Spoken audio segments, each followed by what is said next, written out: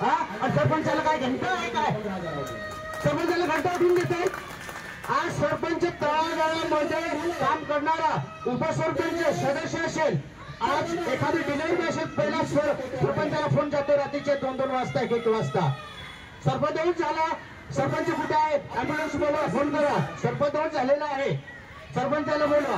आज थोडी मूल 3000 रुपये 2000 रुपये आणि 1500 रुपये मानधन देऊन तुम्ही सरपंचाला मोठी कामगिरी करताय. आज सरपंचाला मोठे हल्ले झालेले आहेत, मारहाण झालेली आहे, पण कोणी सरपंचांचा विचार करत नाही. महाराष्ट्राची दैन्यावस्था आहे. पावसे साहेब तुम्ही आगे बढ़ो, हम तुम्हारे साथ है. या सरपंचांच्या मागण्या पूर्ण झालेल्या पाहिजे. 15 मागण्या आहेत आणि आज खासदार आमदाराला पेन्शन लागू आहे आणि सरपंचाला पेन्शन का नाही? गावागावात फिरणारा सरपंच त्याला पहिली पेन्शन पाहिजे. आमदाराला गाड्या घोडे फॉर्च्युनरमध्ये फिरणारा. अरे आमच्या भागामध्ये अशी परिस्थिती आहे का बिचारा सरपंचाला अशा 40-50 किलोमीटरवरती येणार विचार करतो तालुक्याला. पंचायत समितीला जिल्ह्याला जायचं असेल त्याला विचार करायला लागतो, पेट्रोल टाकायला पैसे नाही.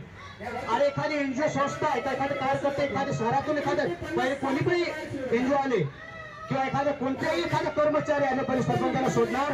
सरपंच कुठे आहे? सरपंचाचा मान काय असतो? आलेल्या माणसाचा अतिथी देवो हा पहिला सरपंच करत असतो. त्याला चहा पाणी करत असतो, जेवण घेऊन करत असतो.